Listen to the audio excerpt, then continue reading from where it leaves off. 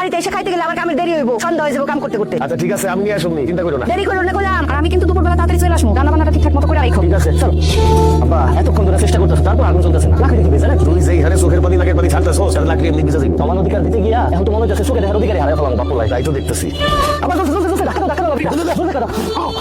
ও ভাবি, আপনি কে? কিস্তি আলি ভাবি কই? আপনি আলিফের বউ না? হ্যাঁ, আমি আলিফের বউ, কিন্তু আপনার বউ কই? বাপের বাড়িতে গেছে। ভাই আইলেন, আপনি এসেছেন কেন? আরে ভাই, প্রত্যেকদিন কি আপনার ভাই আসতে হইব? তার অন্য কোনো কাজ থাকতে পারে না, শরীর খারাপ হতে পারে না। আগামী 15 দিন আমি কিস্তি তুলবো। ভাবি তো 3 সপ্তাহ কিস্তি বাকি, তাতে টাকাটা দেন। 3 সপ্তাহ কিস্তি রেডি করে আছে, আসেন। কই? টাকা তো ঘরে। তুমি আছেন? আরে বাড়িতে এসে নাস্তা করবেন, কথা বলবেন, তাহলে তো ঘরে আসেন। মানে কি? কিস্তি 3টা জায়গায় 6টা দেবো, 3টা খাতা উঠবে আর 3টা আপনার জন্য বোনাস। ও তো বাপের বাড়ি, বুঝেন না? গরমের বস্তা তুই এসে কি কইতাছ? কিস্তি দিন আসেন একটু ভিতরে। ওরে সুতোটা দিয়া পিরাম, তোর কিস্তি আলিফ আসেন তো।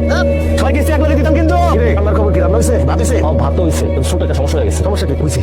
কোর্সোস নাকি? তুই সংবাদ ফেলে দিছস। এখন আমি তোর মাল লেগে কেমনে ভাত নিয়ে যাবো? তাহলে তো দুপুরের মধ্যে খাবার নিয়ে যেতে কইছে। এই আব্বা, আমি তোমার একমাত্র পোলা। ভাতের মার ডাল দেখি আমার হাতটা পড়ে গেছে, সেটা নিয়ে তোমার কোনো চিন্তা নাই। তুমি আসো মাল লেগে কেমনে ভাত নিয়ে যাবে সেই চিন্তা লইয়া। তোর মার ভাত যদি আমি সময় মতো না নিয়ে যাই, তুই জানোস আমার খবর করে দিব। বউয়ের শাসন কি জিনিস, বউয়ের যন্ত্রণা কি জিনিস, তুই কি বুঝবি? এমন করে কইতাছো মনে হচ্ছে তোমার একাই বউ আছে। আমার বউ নাই, আমি তার কেমনে খাবার দিব সেটা কও। এটা বুদ্ধি দাও। এক কাম কর, উঠা, মাটি থেকে সব ভাত উঠা দিয়ে বলা। এই ভাতে ওকে খাও, আমরা পরে রান্না করে খাবো। ঠিক আছে। তরকারি অবস্থা কি তো দেই? তরকারি রান্না শেষের পথে লবণটা দেখো তো। দেখি লবণ রইছে।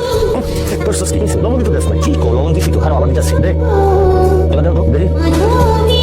ভাই নাই পারো রে। এবার দেখো মুশকিল সব হারিয়ে ফেলাইছো। তুমি তো একই চামচের থেকে বারবার লবণ চাইকা দেখতেছো। লবণটা হলুদা কেমনে? এখান থেকে দাও, পাতিল থেকে দাও। দেখো ঠিক আছে। এখন লবণ দেয় মানুষ। তুমি নিজেই তো আমার লবণ দিতে কইলা। তাহলে এখন কি করব? পানি দে, পানি দাও। কি করলি তুই? তুই কি তরকারির মধ্যে গোসল করবি? এত পানি দেয় কেউ? কি বাবা, তুমি তো আমার পানি খাওয়াতে কইলা। তোর মার সামনে তো আমি মুখ দেখাইতে পারবো না, লজ্জা। মার কথা লইয়া আইছো। আমি আমার বউয়ের সামনে কেমনে মুখ দেখাম? আরে আমি বুঝাই, তুমি চিন্তা করো না। কি আর করবি? এগুলাই দিয়া দে, এগুলা লইয়া যাই। আল্লাহ জানে আজকে কি কবলে আছে। এটা লইয়া যাও, আছে কবলে। বলা বেগম আসো, খাইয়া দাও। আসো আসো। এই বিকাল বাজে 4টা, তুমি এত করে খাও না? না একটু দেরি হয়ে গেল, কি করুম কও? খাও। কামা গেছেন আমার? ওরে কাম আসবে না, একটু ঠিক মতো কাম করতে হবে। আমার কাম আমি বুঝু। আর দুইয়া তুমি আমার সাথে খাও না? কে খাইতে হইব? তুমি প্লেটে খাও আর আমি বাড়িতে খাইতেছি।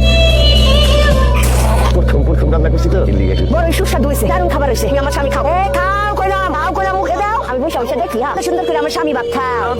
খাও খাও খাও। বাহ, তোমার তো অনেক বড় সব আয়োজন কইরা পুরস্কার দাও। আমি পুরস্কার পাবো কেন? সেরা রাঁধুনি পুরস্কার। তোমার হাতে রান্না এত চমৎকার হইছে, মনে হইছে ঢাকা সোনার হোটেলে খাবার খাইছি। রান্নাটা খারাপ হয়েছে দেখে আমার এমনি করে খোসা না দিলেও পারতাম। মনে হইতেছে তুমি একেবারে কাজ কাম করে আজকে উদ্ধার করে ফেলাইছো। নিজে কিস্তি উড়াইতে গেছো, কইছো কিস্তি উড়াইছো। মাত্র 3 জনের কিস্তি বাড়িতে আইছো। প্রথম প্রথম বুঝতে সবাই একটু সময় লাগে। ওইটাই আমার আজকে প্রথম দিনই আছে, ওই কারণে রান্নাটা একটু খারাপ হয়েছে।